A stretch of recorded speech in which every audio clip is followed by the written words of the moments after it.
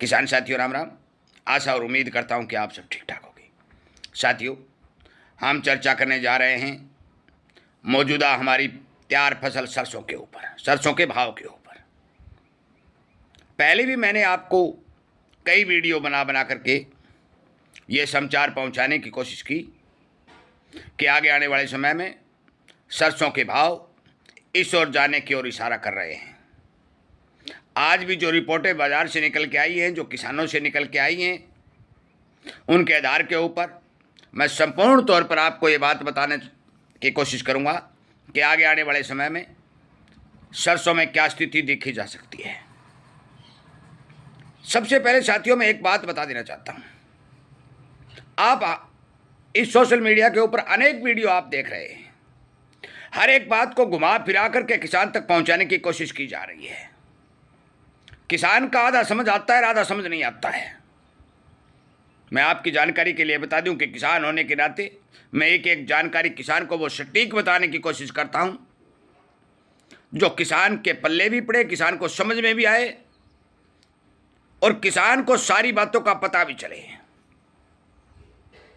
इसी क्रम में ये वीडियो बना बनाकर आप तक पहुंचाने की कोशिश की जा रही है। आपसे विनय निवेदन प्रार्थना की जाती है कि आप हमारे द्वारा चलाए जा रहे इस किसान जागरूकता रूपी मिशन चैनल को सब्सक्राइब करें और आगे इन किसानों तक शेयर भी करें।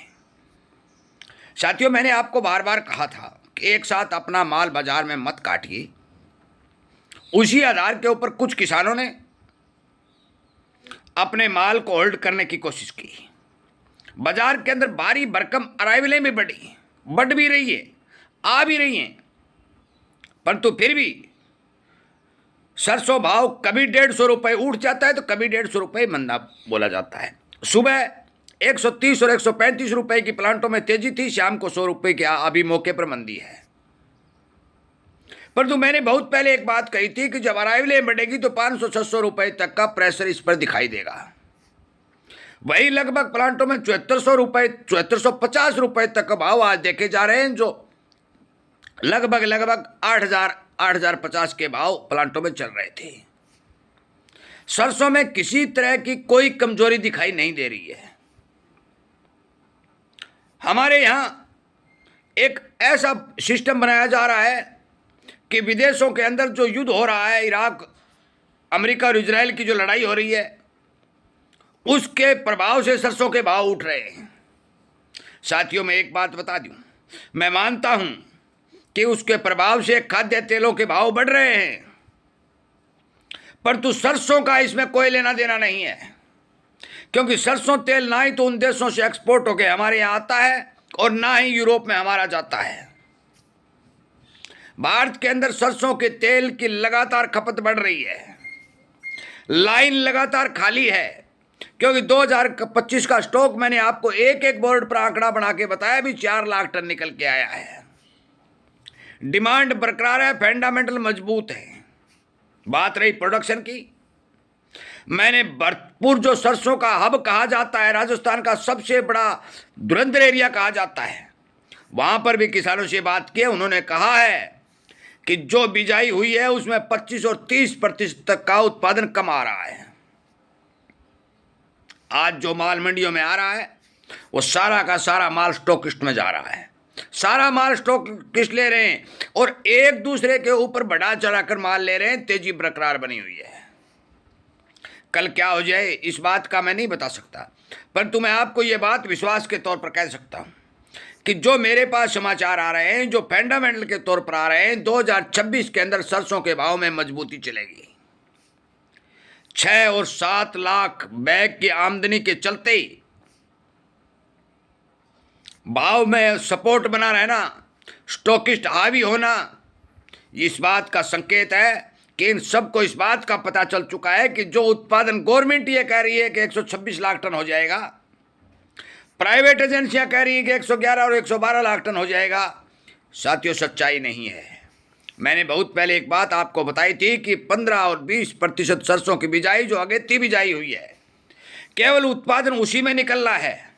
बाकी 75 बिजाइयों में बीमारी और मरगोजा की मार से किसान को भारी भरकम उत्पादन के मामले में नुकसान हुआ है। मैं आपकी जानकारी के लिए बता दूं कि कोई भी कोई भी फंडामेंटल ऐसा नजर नहीं आ रहा है कि सरसों के अंदर मंदी जाहिर की जाए। यदि ये सपोर्ट बना रहा तो सरकार के हाथ भी खाली रहने की संभावना बनेगी। क्यों बनेगी? क्योंकि आज और कल के भी मैंने देखे हैं तो हमारे हरियाणा आदमपुर मंडी में पुरानी सरसों 6650 रुपये और नई सरसों 6500 रुपये के भाव देखे गए। यदि पुरानी 6650 रुपये बिक रही है, नई 6500 रुपये बिक रही है, तो सरकार को 6200 रुपये कोई नहीं देगा। यदि सरकार को 6200 रुपये कोई नहीं देगा तो सरकार के हाथ खाली रहेंगे और बार बार अपना स्टॉक काटने में असमर्थ रहेगी। स्टॉक पिछली साल भी सरकार के पास बेहद कमजोर बना था, अब की बार भी वही आशंका दिखाई दे रही है कि सरकार के पास बहुत कम स्टॉक बनेगा। यदि बाजार के अंदर 6100 रुपये के भी भाव नई सरसों के आ जाते हैं तो अभी 6200 रुपये में किसान सरकार को नहीं बेचेगा। पर तो मुझे नहीं लगता कि इतनी जल्दी इतने भाव गिर जाएंगे। किसान जागरूक हो चुका है, हमारे द्वारा बताई गई एक एक बातों पर विचार भी करता है, गौर से सुनता भी है। वो एक साथ अपना माल मंडी में नहीं निकालेगा तो अराइवलें नहीं बढ़ेंगी। अराइवलें नहीं बढ़ेंगी तो डिमांड बरकरार रहेगी, कोई तोड़ नहीं सकता। साथियों, मैं सीधी बात कहना चाहता हूं, चाहे कोई व्यापारी हो, चाहे वो कोई किसान हो, चाहे वो उद्योगपति हो, चाहे कोई मिलर हो, नियमित रूप से काम करोगे तो फायदा होगा। एक साथ यदि किसान मंडी के अंदर माल ले जाके उतार देगा तो भाव दबेगा। एक साथ यदि व्यापारी अपना स्टॉक किया हुआ माल बाजार में काट देगा तो भाव दबेगा। एक साथ यदि मिलर तेल की पिड़ाई करके एक साथ बाजार में उतारेगा तो भाव दबेगा। यह बात मैं आपको बता चुका हूं कि हमारे देश में सरसों की इतनी भारी किल्लत है कि आज मौके के ऊपर यदि 150 लाख टन भी पैदावार हो जाए तो भी सरसों तेल की पूर्ति भारत के अंदर नहीं हो सकती। जब 90 लाख टन पैदावार में पूर्ति कैसे हो सकती है? मैंने आपको बता दिया, हाईएस्ट पैदावार 90 लाख टन होगी। कोई कुछ कहे उस बात का मुझे पता नहीं। मैं मेरा अनुमान किसानों से जो व्यू लिए हैं उसका अनुमान और व्यापारी जो किसानों के साथ जुड़े हुए हैं उनके द्वारा बताई गई बातों पर निरीक्षण करके बात बता रहा हूं। और आखिर में एक बात और बता देता हूं, 2021 के अंदर सरसों की बिजाई जो हुई थी, बम्पर बिजाई हुई थी, उत्पादन हुआ था 120 लाख टन, 1 करोड़ 20 लाख बोरी, 1 करोड़ 20 लाख टन उत्पादन हुआ था। 2021 से 26 तक आते आते 30% बिजाई घट चुकी है, तो वो उत्पादन कहां से आएगा? 75 सरसों में गर्मी का प्रकोप बढ़ा है, उत्पादन घटा है, फंडामेंटल मजबूत है। विदेशों के अंदर लगातार खाद्य तेलों में मजबूती बनी हुई है और उस मजबूती का कारण क्या है कि क्रूड ऑयल में तेजी। जब डीजल पेट्रोल में क्रूड ऑयल में तेजी होती है तो इथेनॉल यानी बायोडीजल की डिमांड बढ़ती है और बायोडीजल के लिए मलेशिया जैसे देशों ने सोयाबीन और मक्का की पिड़ाई को धुरंधर रूप से करना शुरू कर दिया है। ये एक वीडियो अलग से सोयाबीन के बारे में बनाऊंगा। सोयाबीन की पिड़ाई धुआंधार चल रही है और किसी भी देश के पास इतना सरप्लस माल नहीं है कि वो दूसरे देशों की पूर्ति कर सके। साथियों, जब तेजी बनने शुरू होती है तो सरकार उंगली उठाना शुरू कर देती है। वो कभी कनेला तेल मंगाने की कोशिश करेगी, कभी ड्यूटी घटाने की कोशिश करेगी, कभी स्टॉक लिमिट लगाने की कोशिश करेगी और कभी कभी आपने देखा पिछली तेजी में समोसा बनाने वालों को भी बोर्ड लगाने की बात कही गई। इस तरह की कोशिश की जाएंगी, उसको मैं रोक नहीं सकता। परंतु मैं आपको विश्वास के साथ कहता हूं, बेचें रखें क्या करें वो आपका काम है। परंतु 2 बातें जरूर याद रखना, 2026 के अंदर सरसों के फंडामेंटल मजबूती के साथ चलेंगे और 2026 के अंदर किसान एक साथ अपना माल मंडी में नहीं उतारेगा। और एक आशंका जो जताई जा रही है, अनुमान जो निकल के आ रहा है, उसके हिसाब से सरकार को भी अब की बार किसान का माल नहीं मिलेगा। यह अनुमानित जानकारी है सरकार वाली, परंतु ये 2 बातें पक्की हैं, 26 में मजबूती चलेगी और किसान एक साथ माल नहीं उतारेगा। ये मैंने बहुत ही भारी भरकम हजारों किसानों से बात करने के बाद ये बात कह रहा हूं। इस वीडियो को ज़्यादा से ज़्यादा शेयर कर दें, इसी तरह की जानकारी आपको मिलती रहे।